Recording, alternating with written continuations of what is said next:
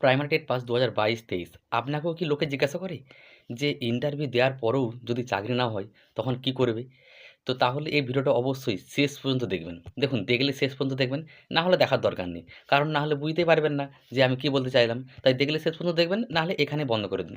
দেখুন এটা কিন্তু সত্যি একটা বাস্তব কথা। ইন্টারভিউ এবং নিয়োগ যখনই হোক সেটা জুলাই মাসে নোটিশ আসুক, আগস্টে আসুক বা ২০২৫ এর একদম শেষে আসুক, নিয়োগ ২৬ এ হোক বা ২৬ এর শেষের দিকে বা ২৭ এর মধ্যে যখনই হোক, এটা কিন্তু বাস্তব কথা। প্রত্যেকেই কিন্তু চাকরি কখনোই পাবেন না। কারণ টেট পাস প্রায় ৬০,০০০-৭০,০০০ রয়েছে শুধুমাত্র ২০২২ থেকেই, এবং ২৩ এরও কিছু পাস করবে ১০-২০ হাজার। কত করবে আমরা জানি না, ১০-২০ হাজার ধরতে পারি। সেক্ষেত্রে প্রায় ৮০,০০০-৯০,০০০ জন ইন্টারভিউ দিতে যাবে। তো সেক্ষেত্রে ৮০,০০০ বা ৯০,০০০ কখনোই শূন্যপদ দিবেন না পর্ষদ থেকে। খুব বেশি হলে হয়তো ২০,০০০-৩০,০০০, আর যদি ৫০,০০০ও দিয়ে দেয়, প্রায় ২০,০০০-৩০,০০০ জন বাদ যাবেন। কিন্তু এত শূন্যপদ কখনোই দিবেন না। যদি ২৫,০০০-৩০,০০০ শূন্যপদ দেয়, অনেকজনই বাদ চলে যাবে। প্রায় ধরুন ৩০-৪০ হাজার বাদ চলে যাবে। তো এই প্রশ্নটা আসতেই পারে, যেহেতু কিছুজন বাদ চলে যাবে, এটা কিন্তু বাস্তব কথা। এটা আর বলব না যে সমালোচকরা বলছে বলে, পাড়া-প্রতিবেশী, আত্মীয়স্বজন অনেকেই যারা জিজ্ঞাসা করছে, "কিরে খুব তো ইন্টারভিউ প্রস্তুতি নিচ্ছিস, যদি ইন্টারভিউ দিয়েও চাকরি না হয় তখন কি করবি?" অনেকেই প্রশ্নটা করে। বিশেষ করে যারা টেট পাস করে আছি ২২ টেট এবং ২৩ টেট, প্রত্যেককে দেখা হলে এই কথাটা বলবেই। সে আপনি এই মুহূর্তে অন্য কিছু প্রস্তুতি নিন পরীক্ষার, বা অন্য চাকরি, হয়তো বেসরকারি সংস্থায় কাজ করছেন বা টিউশন পড়াচ্ছেন বা অন্য কিছুভাবে টাকা রোজগার করছেন। কিন্তু তা সত্ত্বেও যখন আপনাকে জিজ্ঞাসা করা হবে, "কি টেট পাস তো করেছিস ২০২২-২৩? তো ইন্টারভিউ তো হবে, যখন হোক তো হবেই। সে ৫ মাস পরে, ৬ মাস পরে বা ১ বছর পরে হবেই। ইন্টারভিউ তো হবে। এমন নয় যে আর ইন্টারভিউ কখনোই হবে না। তো হয়তো হ্যাঁ, দেরি হচ্ছে অফিস মামলার জন্য বা আরো কিছু কারণের জন্য পরশু দেরি করছে, ডিলে করে দিচ্ছে। কিন্তু যখন হবে, যদি ইন্টারভিউর পরেও চাকরিটা না হয়, তখন তাহলে কি হবে?"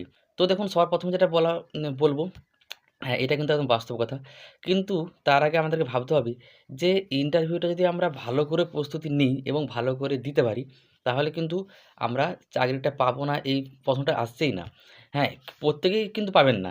এবারে কারা পাবেন না, দেখুন ২ টো এখানে দিক আছে। একটা হচ্ছে যাদের একাডেমিক কম রয়েছে এবং ইন্টারভিউ খারাপ দিবে। এই সময় লোকের কথা শুনে ইন্টারভিউ থেকে পেছিয়ে আসবে। ইন্টারভিউর প্রস্তুতি থেকে পেছিয়ে আসবে। মানে ইন্টারভিউ প্রস্তুতিটা ভালো করে নিবেন না। ওনারা কিন্তু এমনিতেই বাদ চলে যাবে। যাদের একাডেমিক কম, মানে ধরুন ২৫ এর নিচে রয়েছে। সেক্ষেত্রে তাদের যদি ইন্টারভিউটা ভালো করে না দিতে পারে, ধরুন ৫-৬ পেল, তো সেক্ষেত্রে তো এমনি বাদ চলে যাবে। আর কারা বাদ যাবে? ধরুন একাডেমিক বেশি রয়েছে, ২৫ এর উপরে, মানে ধরুন ২৬-২৭ ও রয়েছে। কিন্তু এই মুহূর্তে লোকের কথা শুনে বা এরকম ভাবছে, হয়তো আমার তো একাডেমিক বেশি আছে ২৬, ২৭, ২৮, তাহলে আমার খুব একটা প্রস্তুতি না নিলেও চলবে। আবার ধরুন লোকের কথা শুনে এই মুহূর্তে হয়তো ২ বছর নোটিফিকেশন আসেনি। এই বছরের প্রায় ৬ মাস, এই বছরের প্রায় ৬ মাস আসবে না, জুলাই মাসের পরে আসবে। তো লোকের কথা শুনে, লোকের নানা রকম মানে কথা শুনে ভাবছে হয়তো সত্যিই এখন মনে হয় দেরি হবে, ২ বছর ৩ বছর লাগতে পারে। তো ইন্টারভিউটাই ভালো করে দিতে পারল না। হয়তো তার একাডেমিক রয়েছে ২৬-২৭, কিন্তু ইন্টারভিউটা খুব একটা ভালো হলো না। মানে এখানে ইন্টারভিউটা সবথেকে গুরুত্বপূর্ণ। তাই এই প্রশ্নটা আসবে না যদি আপনি একাডেমিক কম থাক আপনার বা বেশি থাক।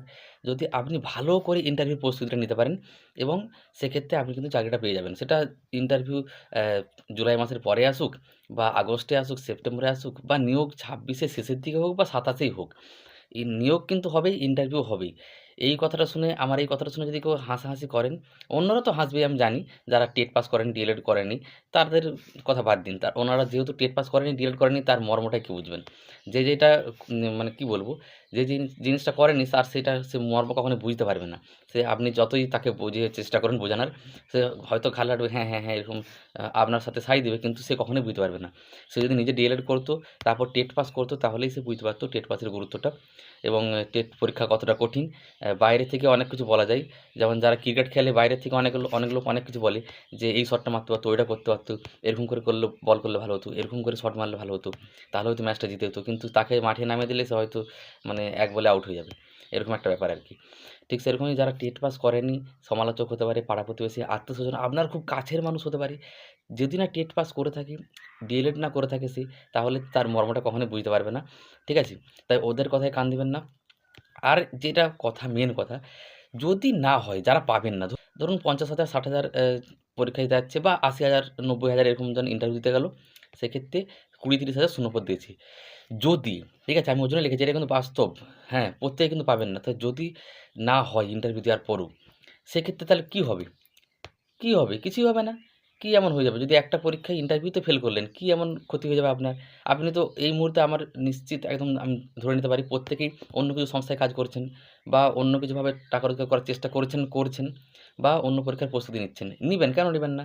এরকম তো কোথাও বলা নেই প্রাইমারি টেট পাস করেছেন বলে আপনি অন্য পরীক্ষার প্রস্তুতি নিতে পারবেন না, অন্য পরীক্ষা দিতে পারবেন না, অন্য কিছু কাজ করতে পারবেন না সংস্থায়, অন্য কিছুভাবে টাকা রোজগার করতে পারবেন না, কোথাও বলা নেই। তো আপনি নিশ্চয়ই এই মুহূর্তে করছেন। তো এবং যদি কেউ নাও করেন শুধু টেটটাকেও লক্ষ্য করে রেখেছেন, টেট ধরুন ইন্টারভিউ দিলেন, নিয়োগ হলো না নিয়োগ, সেক্ষেত্রে অন্য কিছু করবেন। পৃথিবীতে হাজার রকমের কাজ রয়েছে। টাকা রোজগারের মানে অনেক রকমের পদ রয়েছে। শুধু পশ্চিমবঙ্গের ক্ষেত্রে যদি ধরি আমি, ১০ কোটি জনসংখ্যার মধ্যে ৫০ লক্ষ শুধুমাত্র সরকারি চাকরি, তার মধ্যে ২.৫ থেকে ৩ লক্ষ প্রাইমারি রেটের শূন্যপদ রয়েছে। তো ২.৫ থেকে ৩ লক্ষ জন আ প্রাইমারি টিচার। তো বাকিরা কি মানুষ নয়? বাকিদের কি মানে বেঁচে থাকার অধিকার নেই? বাকিরা কি সুখে থাকতে পারে না? বাকিরা কি বলব? বাকিরা জীবনে শান্তিতে সুখে থাকতে পারে না? অবশ্যই পারবে। আপনি চেষ্টা করেছিলেন, সবথেকে বড় কথা। আমি টেট পাস করেছি, আমি ইন্টারভিউ দিয়েছি। তারপরে যদি না হয়, পরবর্তী ক্ষেত্রে দেবো, সবথেকে বড় কথা যেটা, এরপরে যখন নিয়োগ হবে সেটা ২ বছর পর, ৪ বছর পর হতে পারে। সেখানে মানে আমি সুযোগ পাবো। আবার অনেকে বলতে পারে সেখানেও যদি না হয়, আমি তো অন্য কিছুভাবে টাকা রোজগার করতে পারবোই। বরং এটা আমার একটা বার্তার দিক। আমি নিজে হতাশ হব না, নিরাশ হব না। আমাকে অনুতাপ করতে হবে না ১০ বছর পরে গিয়ে যে আমি ডিএলএড করেছিলাম আর টেট পাস করেছিলাম। আমি ইন্টারভিউও দিয়েছি। কিন্তু আমার কোনো অনুতাপ নেই, কারণ আমি সর্বোচ্চ দিয়ে চেষ্টা করেছিলাম। সেক্ষেত্রে আমি চাকরিটা পাইনি। অন্যান্যদের থেকে তো আমি একদিক দিয়ে এগিয়ে রেখেছি। ধরুন অন্যান্য একজন ব্যক্তি যে টেট পাসও করেনি, ডিএলএডও করেনি, সেও টাকা রোজগার করছে, অন্য কিছু কাজ করেই। আপনি টেট পাস করেছেন, ডিএলএড করেছেন, আপনি ইন্টারভিউ দিয়েছেন, ধরুন চাকরি পেলেন না। এরকম হতেই পারে। যাদের একাডেমিক খুবই কম রয়েছে, হয়তো টেট পাস করেছে, কিন্তু ইন্টারভিউটা খারাপ হয়েছে, হয়তো হলো না। এটাই বাস্তব কথা। সেটা আমিও হতে পারি, আপনিও হতে পারেন। এমন নয় যে আমি বলব আমিও নাও হতে পারি। আমার ক্ষেত্রেও হতে পারে। তো সেক্ষেত্রে আমরা টাকা রোজগারের কি একটাই পথ রয়েছে? মানে ধরুন আপনি চেষ্টা করেছিলেন, টেট পরীক্ষা দিয়েছিলেন, শিক্ষক হবেন বলে। ধরুন হতে পারলেন না। প্রাইমারি শিক্ষক হতে পারলেন না। তা আপনার কি জীবন শেষ? কখনোই নয়। তখন আমরা কি করব? অবশ্যই অন্য কিছুভাবে টাকা রোজগার করব। মানে পশ্চিমবঙ্গে বিভিন্ন ধরনের টাকা রোজগার করার সৎভাবে অনেক রাস্তা রয়েছে। আর সেক্ষেত্রে স আপনি যদি নাও পান, যখন পাচ্ছেন না আমি তখন কিন্তু বলছি, সবথেকে বড় কথা আপনি ভালো করে চেষ্টা করুন। অবশ্যই পারবেন, কেন পারবেন না? যদি না হয়, সেক্ষেত্রে অন্যভাবে টাকা রোজগারের রাস্তা অনেক রয়েছে। তো সেগুলো আমরা করব অবশ্যই। সেখান থেকে টাকা রোজগার করে আমরা জীবনে সুখে থাকতে পারব। সবকিছুই করতে পারব। আমার তো অনুতাপটা হবে না ৫ বছর ১০ বছর পরে গিয়ে যে আমি আমার সম্পূর্ণ চেষ্টা করেছিলাম, সেখানে আমার চাকরি হয়নি। ঠিক আছে, আমি অন্য কিছু করব। ঠিক আছে? বরং ওনাদের থেকেও তো এগিয়ে রয়েছেন, ওনারাও অন্য কিছু করবে। আপনিও অন্য কিছু করছেন, টাকা রোজগার করছেন। কিন্তু আপনার টেট পাস রয়েছে, ডিএলএড করেছেন। আপনার মধ্যে আলাদা একটা আত্মবিশ্বাস থাকবে জীবনে বেঁচে থাকার ক্ষেত্রে। আর এই যে আপনি ডিএলএড করেছেন, টেট পাস করেছেন, আপনি টিউশন তো পড়াতে পারবেনই, এটা একটা দিক। আপনি শিক্ষক তো হতেই পারলেন, সরকারি শিক্ষক হতে পারলেন না হয়তো। কিন্তু বেসরকারিভাবে আপনি বেসরকারি স্কুলেও পড়াতে পারবেন, নিজেও টিউশন পড়াতে পারবেন। নিজের যে সন্তান হবে তাকে আপনি ভালো করে এই যে শিক্ষাটা ডিএলএড এবং টেট পাস করে আছেন, ডিএলএড যে শিক্ষাটা, এটা আপনার সন্তানকে ভালোভাবে মানুষ করতে পারবেন। হ্যাঁ, যেটা একটা সবথেকে বড় মানে কি বলবো, বড় কর্তব্য, বড় দায়িত্ব এবং বড় একটা দিক জীবনের। আপনি আপনার সন্তানকে সুসন্তান গড়ে তুলতে পারলেন, দেশের একজন উপযুক্ত নাগরিক করে তুলতে পারলেন এই পড়াশোনাটা কাজে লাগিয়ে। তো এটা কখনোই ব্যর্থ নয়। অনেকে বলেন না, খুব তো ডিএলএড করেছিস, টেট পাস করেছিস, যদি ইন্টারভিউ দেওয়ার পরে চাকরি না হয়, তাহলে কি হবে? সব তো বেকার হয়ে যাবে। কখনোই বেকার হবে না। বেকার কেন হবে? জীবন কখনো বেকার নয়। আপনি কোনো একটা জিনিস পারলেন না বলে, কোনো একটা ক্ষেত্রে অনেক চেষ্টার পরেও জীবন কখনোই মানে ব্যর্থ নয়। এরকম অনেক মানে মানুষ রয়েছেন, মহান, মহান মানুষ। আমি কার নাম বলবো আর? এরকম অনেক মানে মহান, মহান ব্যক্তি রয়েছেন। আপনারা দেখবেন ১ম জীবনে ওনারা অনেক ক্ষেত্রেই ব্যর্থ হয়েছেন। যেই জিনিসটা করতে চেয়েছিলেন সেই জিনিসটা ব্যর্থ হয়েছেন, অন্য কিছু করেছেন। অন্য কিছু করে জীবনে সফল হয়ে গেছেন। ঠিক আছে? তো কখনোই এটা ভাবা উচিত নয় যে যদি আমি অ্যা ইন্টারভিউ দেওয়ার পরেও টেট পাস করেছি, ইন্টারভিউ দেওয়ার পরেও যদি চাকরি না পাই তাহলে আমার কি হবে? সত্যি তো লোকে তো জিজ্ঞাসা করছে। এই কথাটাই প্রথমত জিজ্ঞাসা করি। খুব টেট পাস করেছিস, ডিএলএড করেছিস। যদি চাকরি না হয় দেখব তখন। তখন কি করবে? মানে ওরা এমন একটা বোঝাতে চায় যে আমরা ডিএলএড করেছি, টেট পাস করেছি। যদি ইন্টারভিউ দেওয়ার পরেও কারো চাকরি না হয়, সে আমিও হতে পারি, আপনিও হতে পারেন। মানে আমরা যেন আর অন্য বিভাগে টাকা রোজগার করতে পারব না। আরে ভাই কি বলবো? আচ্ছা কি বলবো? আমরা ডিএলএড করেছি ২.৫ বছর ৩ বছর ধরে ধৈর্য ধরে। টেট পাস করেছি একটা এত কঠিন পরীক্ষা। তো সেক্ষেত্রে আমরা অন্য কিছুভাবে টাকা রোজগার করতে পারবো না? অন্য কাজ করে? সেই ক্ষমতাটা আমাদের নেই। প্রত্যেকেরই আছে, বরং আপনাদের থেকে বেশি রয়েছে। মানে যারা এই কথাগুলো বলেন আরকি। ওনারা তো ডিএলএডও করেন, টেট পাসও করেননি। তা আমরা ডিএলএড করেছি, টেট পাস করেছি, এত ধৈর্য ধরে থাকার পরে এবং এখনও ধৈর্য ধরে রয়েছি। কখন ইন্টারভিউ হবে, তারপর নিয়োগ হবে। তো সেক্ষেত্রে আমাদের ধৈর্যটা কিন্তু প্রত্যেকের বেশি, এটা আমি বলতেই পারি গ্যারান্টি দিয়ে। যারা ওই সমস্ত কথা বলেন, সমালোচক থেকে পাড়া প্রতিবেশী, আত্মীয়স্বজন।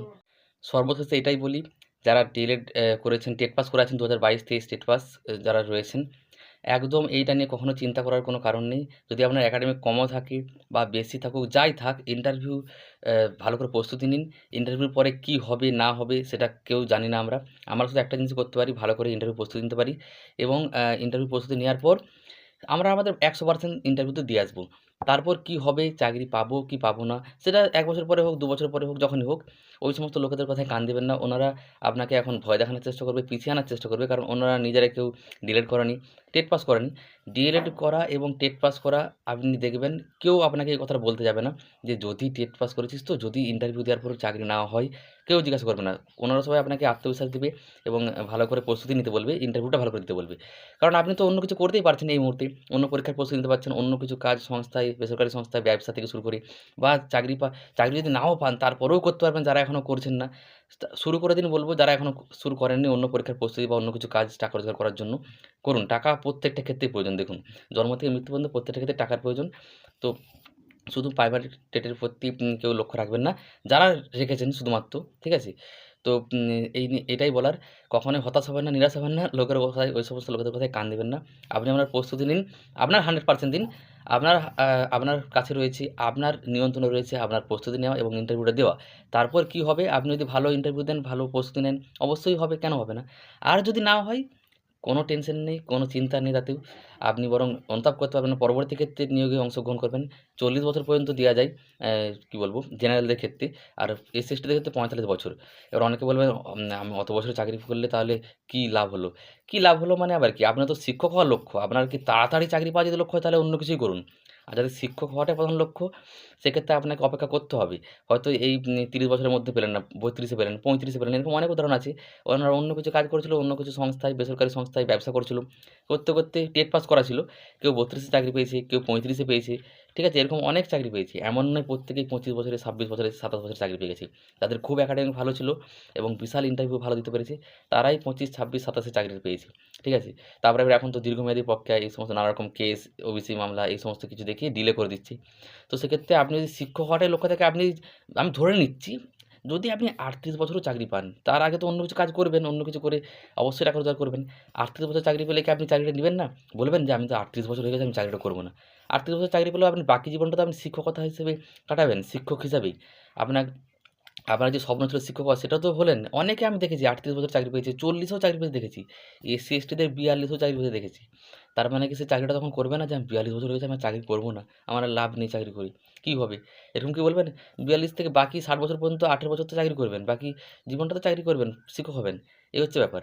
আর কখনোই এটা ভাবার দরকার নেই, আমি যদি চাকরি না পাই, ইন্টারভিউ দেওয়ার পরেও যদি চাকরি না হয়, কি হবে? কিছুই হবে না। কি হয়ে যাবে একবারে।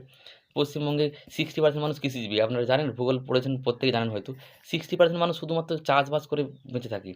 মানে কি বলবো? যারা আ উম ছ ছ ১০ কোটি মানুষের মধ্যে ৬ কোটি মানুষ। বাকি বাকি ৫০ লাখের মতো মাত্র সরকারি চাকরি করে। বাকি আরো যারা রয়েছে ছোট কাজ, বড় কাজ, অন্য কিছু ব্যবসা। মানে এরকমভাবে ওনারা জীবনে সুখে রয়েছেন। বরং যারা চাকরি করে তাদের থেকেও বেশি কিছু তাদের রয়েছে। বাড়ি, গাড়ি সব রয়েছে। সৎভাবে কাজ করবেন, সৎভাবে থাকবেন সবসময়, সেটা পারমানেন্টের ক্ষেত্রেই হোক। যদি নাও হয়, জীবনে অনেক রাস্তা রয়েছে বেঁচে থাকার, জীবনে উন্নতি করার। তো এখানে কোনো রকম চিন্তা করার কোনো কারণ নেই। ওই সমস্ত লোকের কথায় কান দিবেন না। যারা এরকম আপনাকে পিছিয়ে আনার চেষ্টা করে, এই কথাগুলো বলে আপনাকে বিভ্রান্ত করার চেষ্টা করে, আপনাকে ভয় দেখানোর চেষ্টা করে যে, "কিরে, যদি না ইন্টারভিউ দেওয়ার পরে চাকরি হয় তখন কি হবে?" ঠিক আছে? এই হচ্ছে ব্যাপার।